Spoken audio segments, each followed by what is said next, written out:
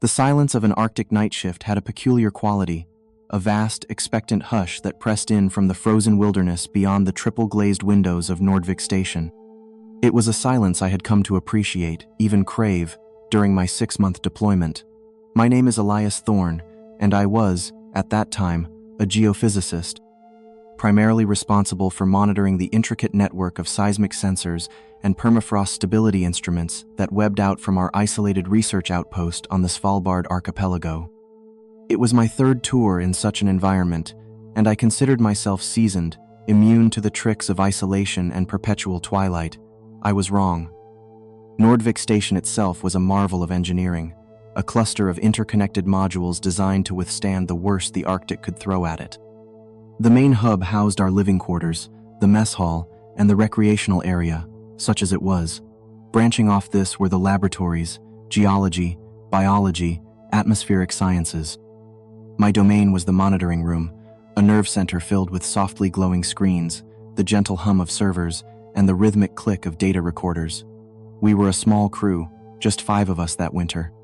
Dr. Eris Thorne, our station director, no relation, though the shared surname was a source of mild administrative confusion back at the Institute, was a man whose experience in polar research was legendary, though his current preoccupations seemed more focused on securing funding for the next fiscal year than the minutiae of daily operations.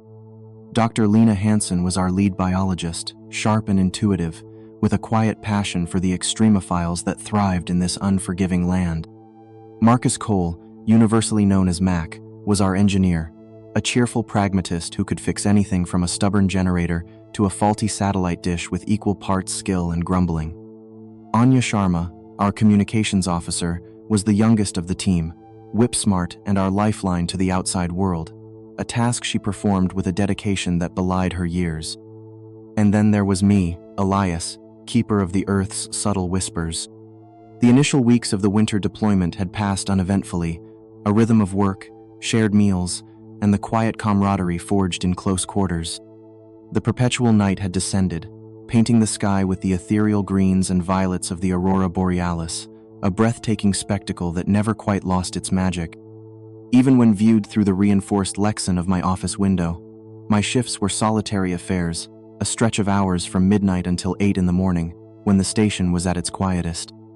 I monitored the deep ground seismometers, the strain gauges embedded in the permafrost, the atmospheric pressure sensors, and a dozen other instruments designed to take the pulse of this frozen, dynamic landscape.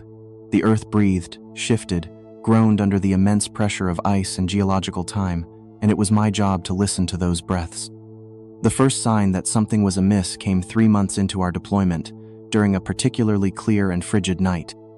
I was running a routine diagnostic on the long-period seismographs, instruments sensitive enough to pick up distant earthquakes or even significant meteor impacts. A new tremor registered, faint but distinct, across 3 of our deepest sensor arrays, alpha, beta, and gamma, those positioned furthest from the station itself. It wasn't the sharp, sudden jolt of a local icequake, nor the rolling signature of a distant tectonic event. This was different. It was a low-frequency vibration, almost rhythmic, and disconcertingly localized. I cross-referenced it with global seismic networks. Nothing. No earthquakes, no reported industrial activity, not that there was any industry to speak of for hundreds of kilometers. I noted it in the log. Unidentified seismic event, localized, low amplitude, rhythmic characteristic. Possible equipment interference or cryoseismic anomaly. I recalibrated the sensors remotely, but the readings remained consistent on subsequent sweeps. I didn't think much of it at first. The Arctic is a strange place, full of unexplained noises and subtle movements. Ice groans, permafrost shifts, wind howls through rock formations in ways that can mimic machinery or even voices if you let your imagination wander.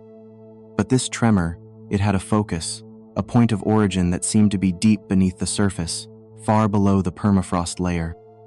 Over the next week, the tremors became a regular feature of my night shifts, always faint, always rhythmic, always localized to the area around the outlying sensor arrays.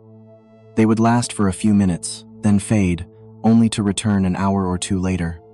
I increased the sensitivity of the recording equipment, trying to get a clearer signature. the data was perplexing. It wasn't a spreading wave, like an earthquake. It was more like something was moving, a point source of vibration, slowly, almost imperceptibly, migrating. I mentioned it to Mac during one of our morning handovers. He listened, brow furrowed, tapping a pen against his coffee mug. Rhythmic, you say? Not our generator cycling? Or the wind turbine acting up? No, I've ruled all that out, I replied, pulling up the data on one of the communal screens in the mess. The signature is too deep, too specific, and it's not stationary. See this plot? Over the last 7 days, the epicenter, if you can call it that, seems to have shifted, north by northeast, roughly. Mac peered at the screen, scratching his beard. Huh, weird. Could be a new fault line settling in, some kind of slow slip event. Or maybe water moving under pressure in a subglacial channel we haven't mapped.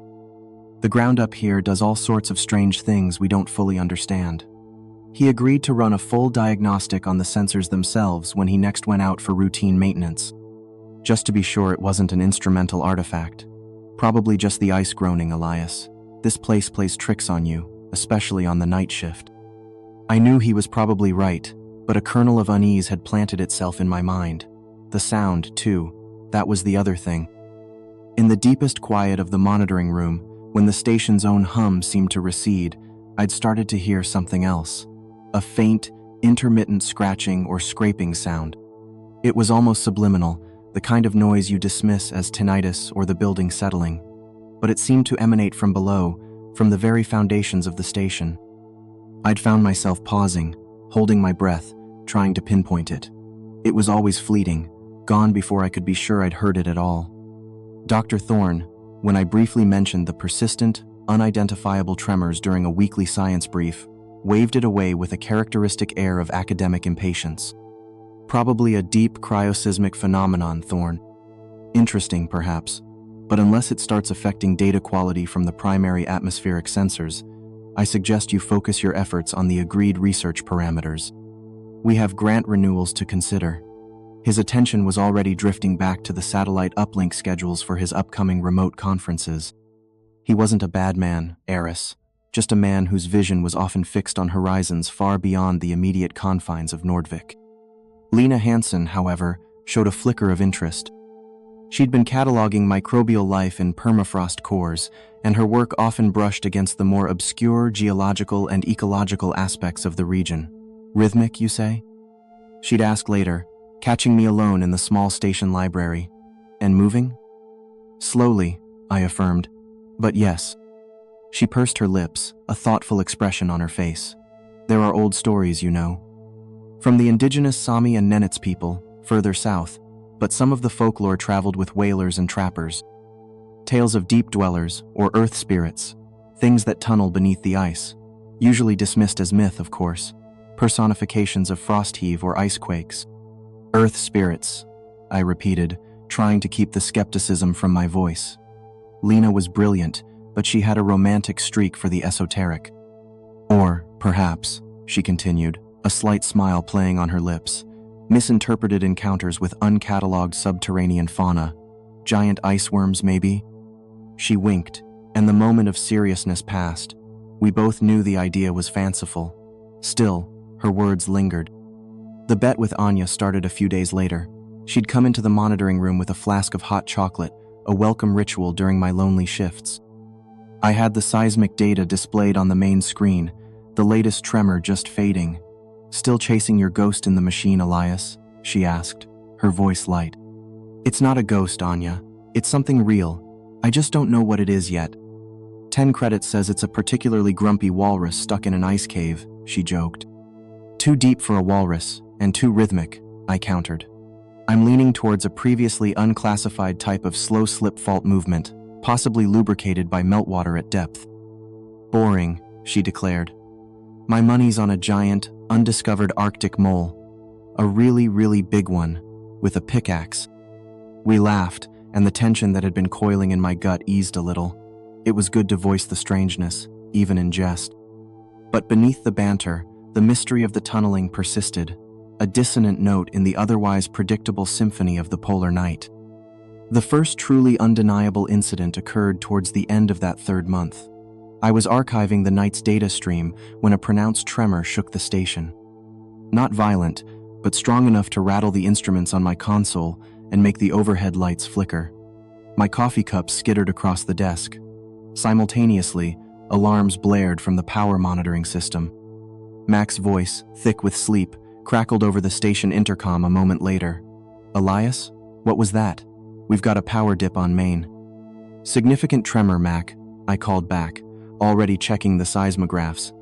"Epicenter seems very close, almost directly beneath us." Generator B just coughed, switching to backup. "Damn these old Perkins engines," he grumbled. The lights steadied. But in that brief moment of dimness, with the emergency beacons casting long, dancing shadows, I felt it. A distinct grinding vibration through the soles of my boots, as if something immense had shifted directly beneath the reinforced concrete floor of the monitoring room. It was accompanied by a low, guttural scraping noise that was definitely not the building settling. It was gone in an instant, but the sensation was visceral, chilling.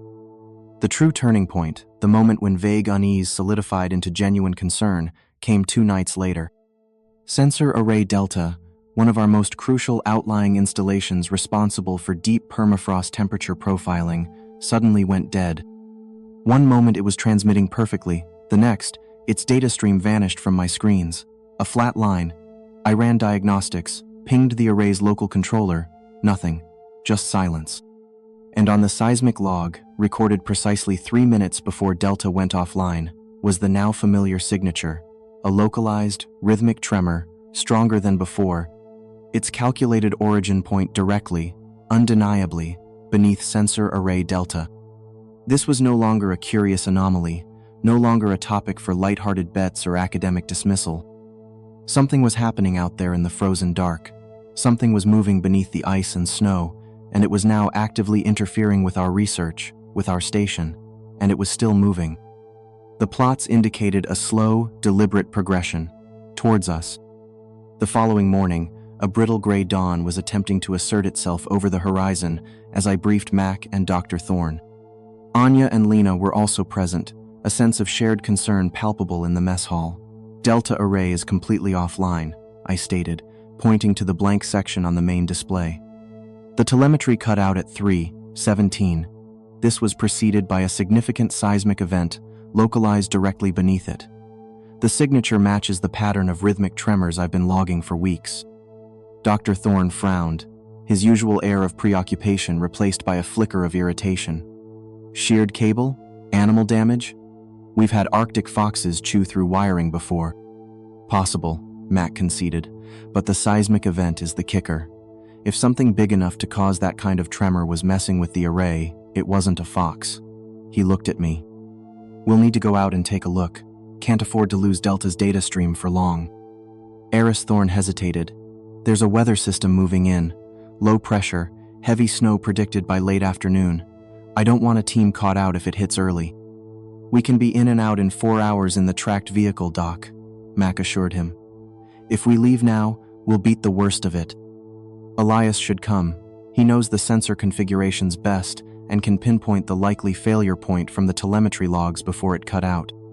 Reluctantly, Eris agreed. "All right, but stick to the schedule. First sign of the weather turning, you head back. No heroics." The journey to Sensor Array Delta took just over an hour in the Hagland, its tracks churning through the wind-packed snow. The landscape was an endless expanse of white and gray, breathtakingly beautiful in its starkness, but also profoundly isolating. I'd always found a certain peace in this emptiness, but today, knowing what the seismographs had suggested was moving beneath it, the vastness felt less serene and more menacing. Delta Array was located on a slight rise, a collection of slender masts and sensor housings barely visible against the snowdrifts. From a distance, everything looked normal. Mac parked the Hagland, and we crunched our way towards the central instrumentation plinth. The wind was picking up, biting at any exposed skin. "No obvious damage on the surface," Mac observed, his breath fogging in the frigid air as he inspected the masts. "Solar panels are clear, antennas look okay." I moved towards the main data conduit, a thick, armored cable that ran from the plinth into the ground, connecting to the deep-bore sensors, and then I saw it. The conduit, designed to withstand decades of polar conditions, was not merely damaged, it was severed, sheared cleanly, as if by an immense, incredibly sharp force. The edges of the multi-layered steel and insulation were buckled outwards, and the ground around the entry point of the conduit was disturbed, not in a random way.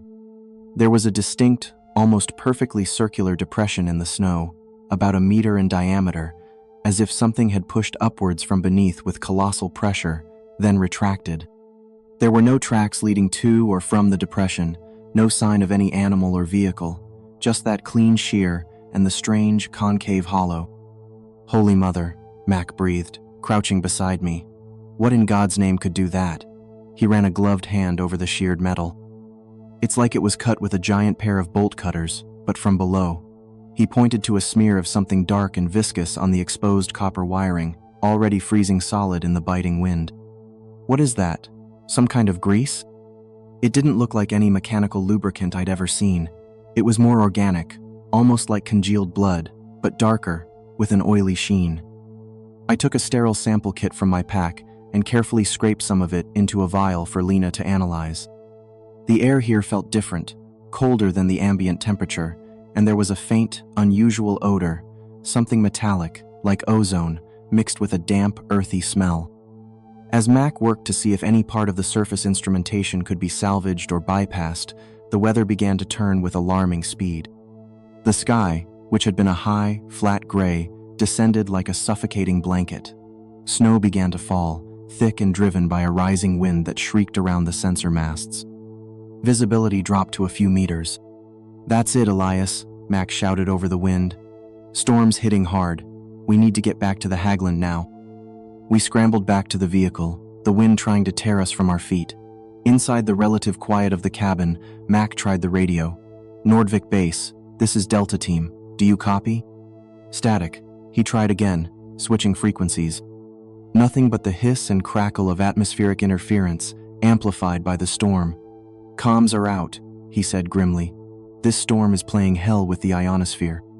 We were trapped, miles from the station, in a raging blizzard. Mac decided our best bet was to ride it out in the Hagland. It was built for this, insulated and with its own heater.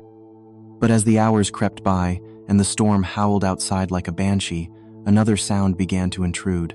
The rhythmic scraping, the grinding vibration I knew so well from the monitoring room. But this time, it wasn't a distant tremor registered by sensitive instruments. It was here, close, seemingly right beneath us. The floor of the Hagland vibrated subtly, in time with the scraping.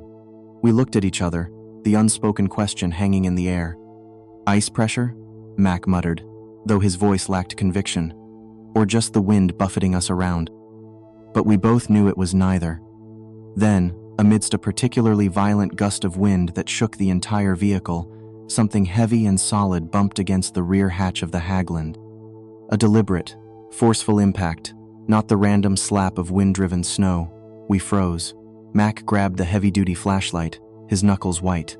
Another bump, harder this time. I shouted, "Hey, get away from there," and banged my fist hard against the inside of the hatch. The bumping stopped. We sat in silence for a long moment, the only sounds the roar of the wind and our own ragged breathing. "Probably just a big chunk of ice dislodged by the wind, hitting the back," Mac said finally. But the look in his eyes told me he didn't believe it any more than I did.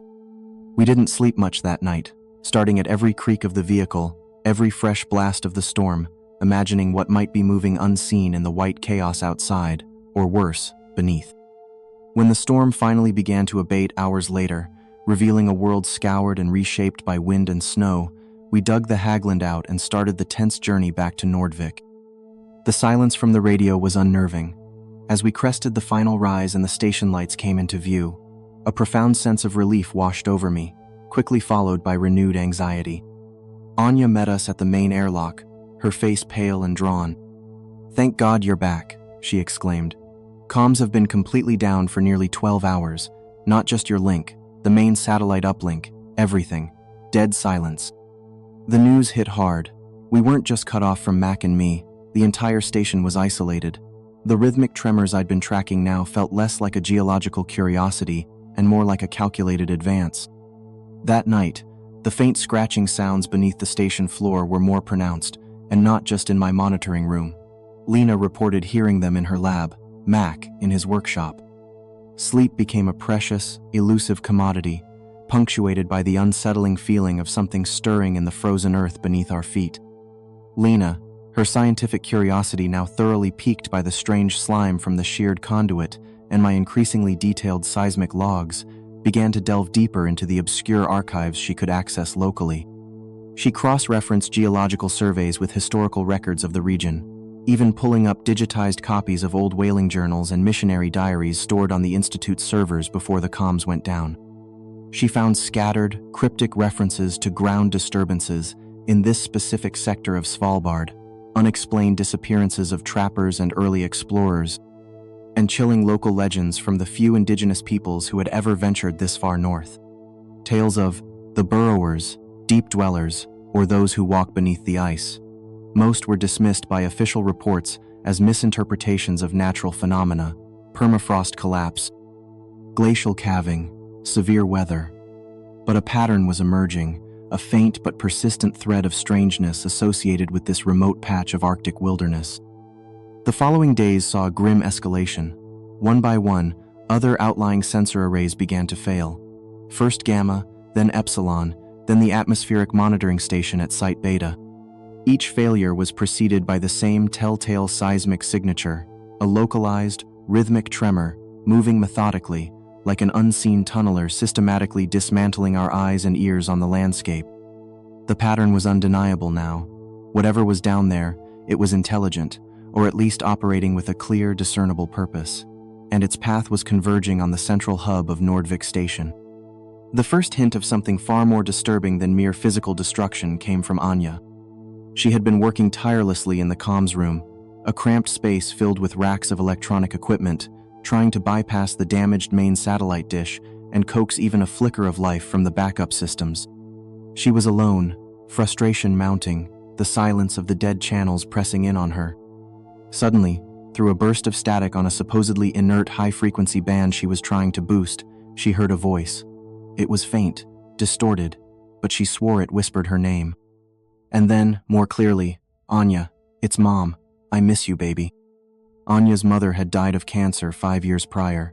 She stumbled out of the comms room, white as a sheet, visibly shaken. She confided in me later that night, her voice trembling. It sounded just like her, Elias. Her exact tone, the way she used to call me baby. How is that possible? She hadn't told anyone else, terrified they'd think she was cracking under the strain. I had no answers for her, only a cold dread that settled deeper in my bones. This wasn't just some dumb, burrowing beast. This was something else, something that could reach into her memories. The separation of our small group happened subtly, almost inevitably. With multiple systems failing and the unexplained phenomena escalating, Dr. Thorne became increasingly agitated. He fixated on the station's main geothermal power tap, located about 2 kilometers from the main hub. It had its own small generator and a rudimentary data relay, and he theorized that fluctuations or damage there might be causing cascading failures across the station's grid, perhaps even affecting the comms.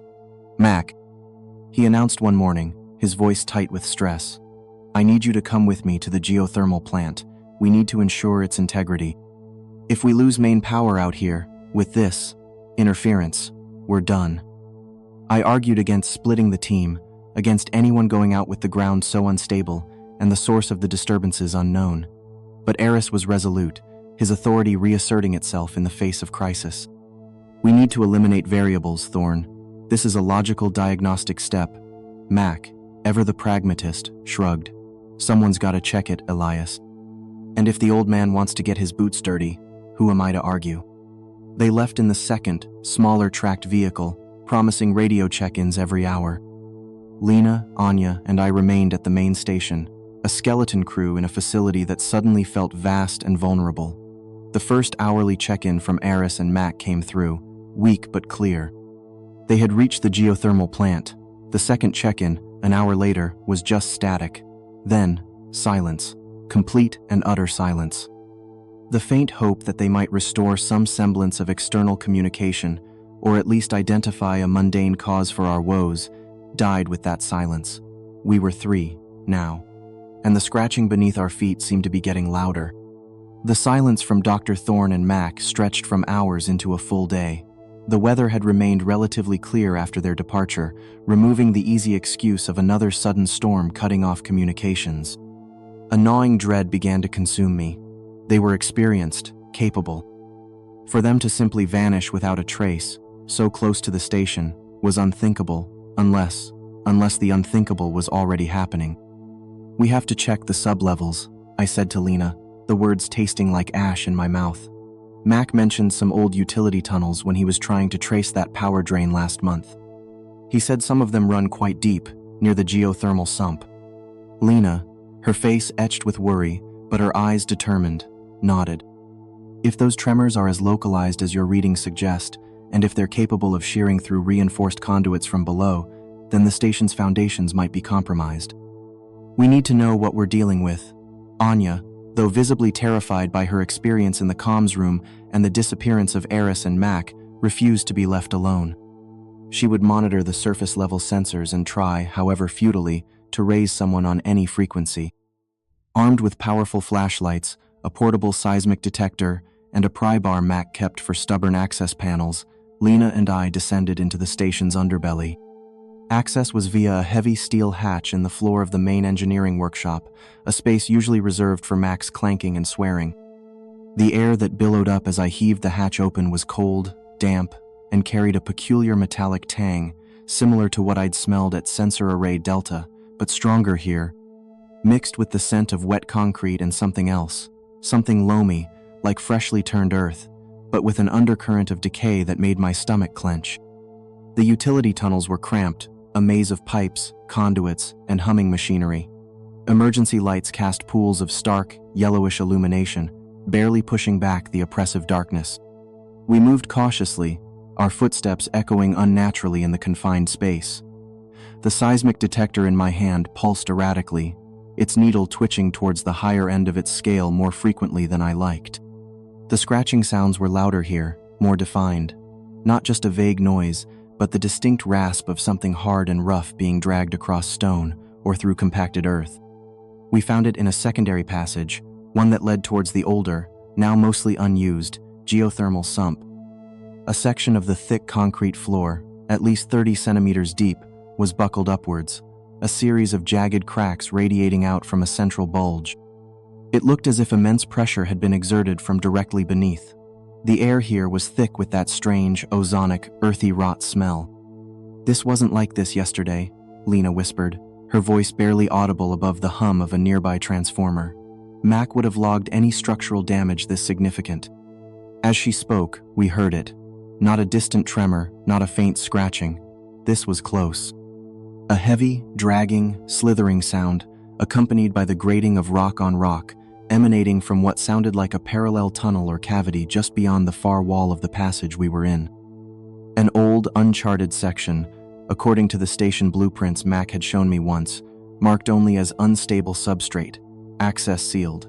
The sound was massive, conveying a sense of immense weight and power. It paused, then resumed, seeming to move along the length of that hidden space, terrifyingly close. We didn't speak. We didn't need to. We turned and retreated, moving as quickly and quietly as we could, back towards the relative safety of the station's main levels. The image of that buckled concrete, the implication of the force required to do that from below, was seared into my mind. While Lena and I had been exploring the disturbing reality beneath our feet, Anya, driven by a desperate need to understand, had made a breakthrough of her own. Unable to raise any external signals, she had turned her attention to the station's internal archive server. Nordvik Station wasn't the first research facility built on this particular plateau. There had been an earlier initiative, a more secretive, government-funded project back in the late 70s and early 80s, Project Cerberus. Most of its records were classified or had been lost, but Anya, with her knack for navigating labyrinthine databases, found a few fragmented, heavily redacted incident reports. "Elias, Lena, you need to see this," she said, her voice strained, when we emerged from the sublevels, covered in dust and chilled to the bone. She had an old dot matrix printout in her hand. The ink faded. It was a summary report, dated 1000, 983. Subject: Project Cerberus, Site Containment Failure. It spoke of unforeseen geological instability, catastrophic structural failure of subsurface drilling operations, and, chillingly, total personnel loss. Appended to the report were copies of seismic logs from the weeks leading up to the failure.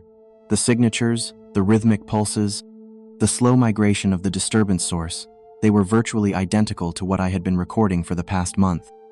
They knew, Lena breathed, her eyes wide as she scanned the faded print. Or at least, they encountered it before, and they covered it up. The pieces were falling into place, forming a picture of horrifying clarity. This wasn't new. This had happened before. And the people who sent us here either didn't know, or didn't care, or worse, considered us expendable in the pursuit of whatever data they hoped to glean before the inevitable. The mimicry, the subtle psychological warfare, escalated. I started hearing things over the station's internal intercom system, which was supposed to be on a closed circuit. Snippets of my earlier conversations with Mac, his characteristic laugh, then Eris Thorne's dry cough, followed by a muttered phrase I recognized from one of his lectures. These were always brief, always when I was alone in a module, and always cut off abruptly if I tried to respond or investigate. It was as if the entity, or entities, were probing, learning, testing our reactions. The disembodied voices weren't just random sounds. They were targeted, designed to unnerve, to sow confusion and paranoia. It felt like we were fish in a barrel, and something was tapping on the glass, studying us before it struck. Lena, pale but resolute, began to formulate a hypothesis, combining the scant information from the Cerberus reports with her biological knowledge and the folklore she had initially dismissed. "I don't think it's a geological phenomenon. Not entirely," she said, pacing the small common room, her voice low and urgent. "The rhythmic nature, the seemingly targeted destruction of our sensors, the mimicry, it suggests intelligence, or at least a highly sophisticated predatory instinct. The Cerberus reports mention deep drilling. Perhaps they awakened something, some kind of organism or colony of organisms that exists deep within the Earth's crust, possibly in a dormant state for centuries, even millennia." "What kind of organism could do this?" I asked, the question feeling absurd even as I voiced it. "Shear through steel? 'Cause localized earthquakes? Mimic voices?" "Extremophiles can be incredibly resilient and possess abilities we're only beginning to understand," Lena countered. "Think about bioluminescence, bioelectricity. What if this entity, uses seismic vibrations not just for movement, for tunneling, but also for sensing? For communication? What if it's drawn to energy signatures, our generators, our radio waves, perhaps even our bioelectrical fields? The slime Mac found, it could be a biological lubricant for tunneling or a metabolic byproduct. The voice is Anya, and you have heard, perhaps it's not true telepathy, but an ability to perceive and replicate complex sound patterns, maybe even somehow interface with electronic systems or resonate with our own neural frequencies, accessing surface thoughts or strong memories associated with those vocal patterns." Her theory was wild, terrifying, yet it fit the bizarre array of facts we were facing better than any rational, conventional explanation. We were dealing with something ancient, something powerful, and something that was actively hunting us. The confirmation of its intelligence, or at least its malevolent awareness, came with a chilling, theatrical flourish. We were huddled in the mess hall, trying to eat, the silence thick with unspoken fear. Suddenly, the station's emergency dot matrix printer, an ancient piece of equipment in the corner used for hard copy backups of critical alerts, whirred to life. Slowly, laboriously, it began to print a message, line by line, in the standard station font. No one had sent a command to it. The network connection to that printer had been physically severed by Mac weeks ago during a system upgrade, deeming it obsolete. Yet, it printed, "We hear you. We are below. We are hungry." The three of us stared at the paper, the ink still fresh, the implications crushing. It knew we were here. It knew we were aware of it, and it was taunting us. Eris and Mac were almost certainly gone, victims of this subterranean horror. The main satellite dish, when I dared to look at it through the reinforced window of the observation deck, was no longer just offline. It was visibly, grotesquely damaged. The massive 18-foot dish was bent sharply downwards, its delicate feed horn crumpled, as if an immense weight had pushed up from directly beneath its concrete pedestal and then pressed it into the frozen earth. There would be no calling for help. Later that day, the floor in the west corridor, leading to a rarely used storage module, began to change. First, a series of hairline cracks appeared in the polished composite.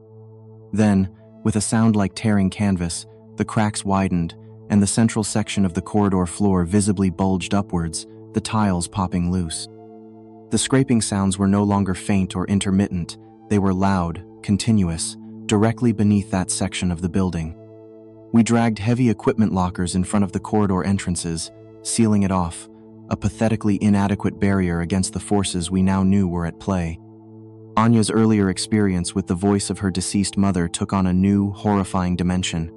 If this thing could pluck voices from memory, from the very airwaves, what else could it perceive? What else could it learn? We were transparent to it, our technology, our very thoughts, perhaps not safe from its insidious reach. Our last, desperate hope lay with the station's heavy-duty emergency distress beacon. It was an older, self-contained unit, located in a small, reinforced hut about 500 meters from the main station complex. It had its own power supply, a diesel generator, and was designed to transmit a powerful, coded signal that could be picked up by orbiting SAR satellites and over-the-horizon military listening posts. It was a relic of a more paranoid era, but it was robust. The problem was reaching it. The ground between the main hub and the beacon hut was open, exposed, and we now knew, terrifyingly unstable. And we would need to gather essential survival gear, emergency rations, thermal suits, a first aid kit, before making the attempt. Every moment we delayed, the scraping, tunneling sounds grew closer, more insistent, as if the station itself was slowly being undermined, prepared to be swallowed whole. The decision to make a run for the emergency beacon hut was born of sheer desperation. The rhythmic scraping and grinding sounds were no longer confined to the periphery of the station or the sublevels. They were now unmistakably beneath the main hub, a constant, unnerving vibration underfoot. The air crackled with a strange static charge, and the lights flickered intermittently, independent of any generator fault Mac would have been able to identify. We were living on borrowed time, in a structure that felt increasingly like a trap about to spring. We gathered what little we could: extra thermal gear, high-energy ration bars, a comprehensive first aid kit, flares, and the station's heavy-duty bolt cutters, just in case. Lena, ever the scientist, also grabbed her sample case containing the vial of viscous slime from Sensor Array Delta and her notebooks. "If we make it," she said, her voice tight but determined, "someone needs to know what this stuff is, what we faced." The dash from the relative perceived safety of the main station airlock to the beacon hut was the longest 500 meters of my life. We moved in a staggered formation, trying to avoid putting too much weight on any single patch of ground. The snow-covered terrain, usually firm and predictable underfoot, now felt disturbingly soft in places, almost yielding. The wind howled, a mournful counterpoint to the grinding symphony emanating from below. I kept glancing back at Nordvik Station, its lights flickering like a dying ember against the oppressive gray of the Arctic twilight.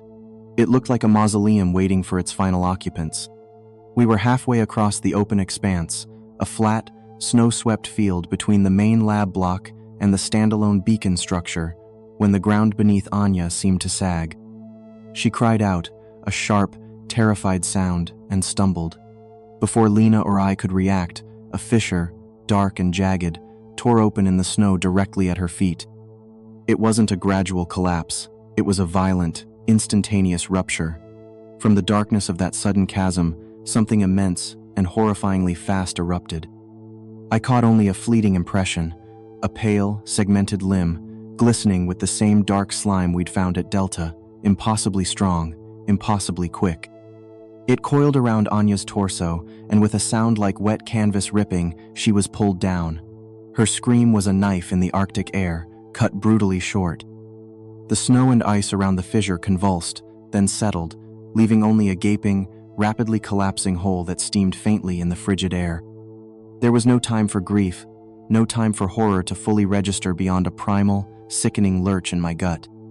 Lena grabbed my arm, her face a mask of stark terror and grim resolve. Alias, run. Don't look back. Run.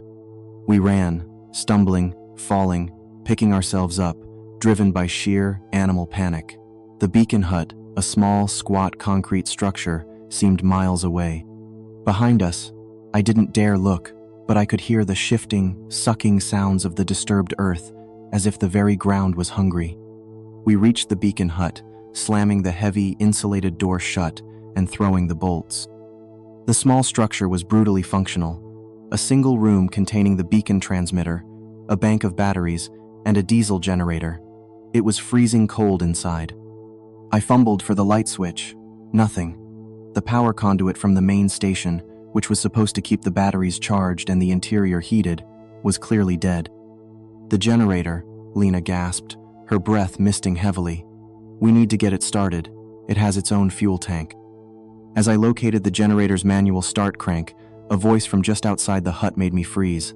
Elias? Lena? You guys in there? It's Mac. What the hell is going on? Eris is hurt. Badly. Open the door, please. It was Mac's voice. Unmistakably. The tone, the cadence, the underlying note of weary frustration I knew so well.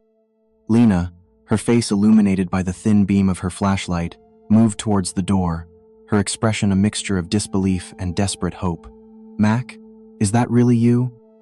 Yes, it's me. Open up, for God's sake, it's freezing out here. Eris needs help. The voice was urgent, pleading. A cold spike of memory pierced through my fear. Anya, hearing her mother's voice over the radio, the printed message, "We hear you." I grabbed Lena's arm hard. "Wait," I whispered. "Don't open it." "But it's Mac," she hissed, trying to pull away. "Lena, think," I urged, my voice hoarse. "How could he be out there? How did he survive whatever got Eris? How did he find us here, now?" I raised my voice, shouting towards the door. "Mac, if that's you, tell me what Anya said her lucky number was, the one she always played on the lottery tickets." It was an obscure detail, something Mac and I had joked about with Anya weeks ago after she'd bought a stack of them online before the comms failed. There was a fractional pause from outside. Then, Mac's voice, still sounding desperate, but with an infinitesimal hesitation. "Lottery tickets? Elias, what are you talking about? Eris is bleeding out here. Just open the damn door." The mimicry was good, incredibly good, but it wasn't perfect.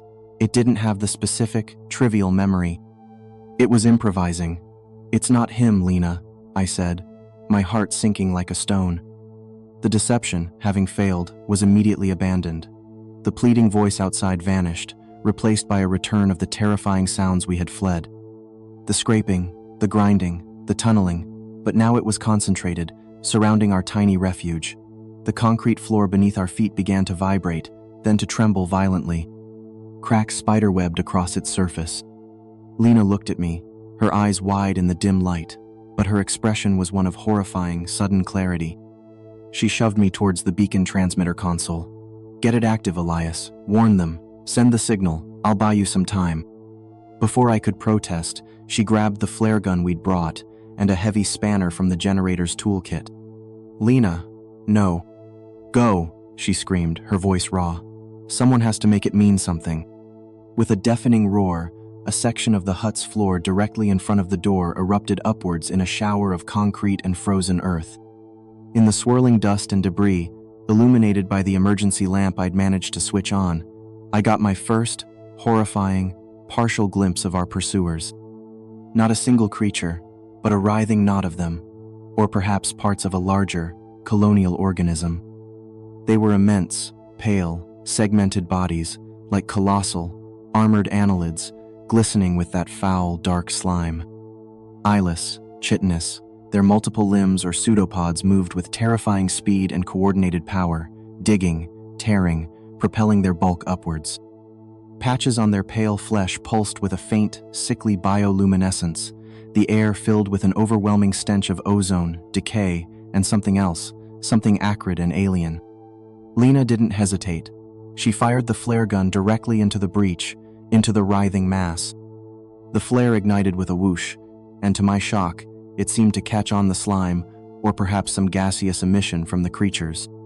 A burst of greasy orange flame erupted, accompanied by an unearthly, high-pitched screeching sound, a sound that was not animal, not mechanical, but something utterly other. That momentary distraction was all I had. Driven by a potent cocktail of adrenaline, terror, and Lena's desperate command, I slammed my hand down on the beacon's activation switch. A series of indicator lights flashed green. A high-pitched whine emanated from the transmitter as it powered up, sending its looped, encrypted distress signal out into the indifferent Arctic sky. The hut was tearing itself apart. The grinding was deafening, the floor buckling and collapsing. I saw Lena, silhouetted against the flames, swinging the heavy spanner like a warrior, striking at the thrashing limbs. Then, she was overwhelmed, dragged down into the churning darkness amidst fire, screeching, and the sound of splintering concrete. I don't clearly remember how I got out. The main door was blocked by the breach. I think I threw myself through the small, reinforced window, which shattered under my impact. I landed hard on the snow and debris outside, cutting myself on the jagged shards. I scrambled to my feet, the sounds of the creatures and the collapsing hut, a roaring bedlam behind me. I didn't look back. I couldn't. I ran. Blindly, stupidly, I ran towards the distant, frozen coastline, the only landmark I could orient myself by in the disorienting twilight. I ran until my lungs burned and my legs gave out, the activated beacon a faint, pulsing hope somewhere behind me in the rapidly encroaching desolation. Nordvik Station, and everyone I knew there except myself, was lost, consumed by the horrors from below. Days later, or so I was told, a long-range search and rescue patrol, a Norwegian Coast Guard cutter that had diverted course, found me. I was semi-conscious, huddled in the lee of a rock formation miles from the station site, suffering from severe hypothermia, frostbite, and shock. They said the emergency beacon had indeed been received, its signal weak but persistent. Perhaps, I've often thought since, some automated protocol linked to the old Project Cerberus had also triggered a silent alarm when the entire Nordvik facility went completely dark, its life support systems failing one by one. My debriefing was a protracted, surreal affair, conducted in a sterile, windowless room in a military facility I couldn't identify. I told my story, again and again, to successions of serious, impassive faces, scientists, military officers, men in dark suits who listened without interruption, their expressions unreadable. Initially, there was polite skepticism, veiled suggestions of stress-induced hallucination, the psychological trauma of extreme isolation and loss. But as I detailed the seismic signatures, the sheared conduit at Delta, the contents of the Cerberus report Anya had found, the mimicry, the message from the printer, the nature of the creatures I had glimpsed, a subtle shift occurred. The skepticism didn't vanish, but it was overlaid with a quiet, uncomfortable attention, a dawning recognition in some eyes that seemed to say they knew more than they were letting on. Certain questions were asked with a peculiar specificity, about the slime, about the sounds, about the exact nature of the ground disturbances. The official story, when it eventually emerged months later, was concise and tragically mundane. Nordvik Station had been lost due to a catastrophic geothermal event, triggering an unforeseen and rapid permafrost collapse. All personnel were presumed lost, with the regrettable exception of myself, whose survival was deemed a miraculous anomaly. The area around the former station was declared an exclusion zone, ostensibly due to ongoing geological instability. No further expeditions would be mounted. Nordvik was to be forgotten, a minor tragedy in the annals of polar research. I live with the knowledge, a constant, cold companion. I see Lena's face in my nightmares, hear Anya's scream. I've tried to speak out, to warn of what truly lies beneath those frozen wastes, but my accounts are gently dismissed as the understandable ramblings of a traumatized survivor, a man suffering from severe post-traumatic stress. The official narrative is too neat, too complete. Who would believe a tale of ancient, subterranean entities that tunnel through the earth and mimic the voices of the dead? But I know what I saw, I know what I heard, and I can't shake the feeling that those things, those entities, are still down there. They learned from us. They observed our technology, our reactions, our fears. They adapted. The mimicry became more sophisticated. What else did they learn during their study of Nordvik? Are they spreading? Are they becoming more intelligent, more patient? Sometimes, late at night, when the world is quiet, I think I feel it. A faint, almost imperceptible tremor through the floorboards of my small, isolated cottage, far from the Arctic Circle. A rhythmic pulse, so subtle it could easily be my imagination, the lingering ghost of trauma, or perhaps it's the house settling, or distant traffic. But then I look at the global seismic monitoring networks, a habit I can't break. And occasionally, very occasionally, my eyes fix on a new, faint, rhythmic anomaly appearing in the data from some other remote, geologically sensitive region. A new research outpost being established in the Patagonian icefields, perhaps, or a deep-core drilling operation in the Antarctic interior. The pattern, when I allow myself to truly see it, seems terrifyingly familiar. The cycle may be starting again, or perhaps it never truly stopped, and I feel a grim, unshakable duty to try and warn them, whoever they are, wherever they may be. Even if no one ever believes the man who heard the earth scream and survived to tell the tale, even if it means they, too, will think I am simply mad. The silence from below is the most terrifying sound of all, for it is the silence of something listening, something waiting, something hungry.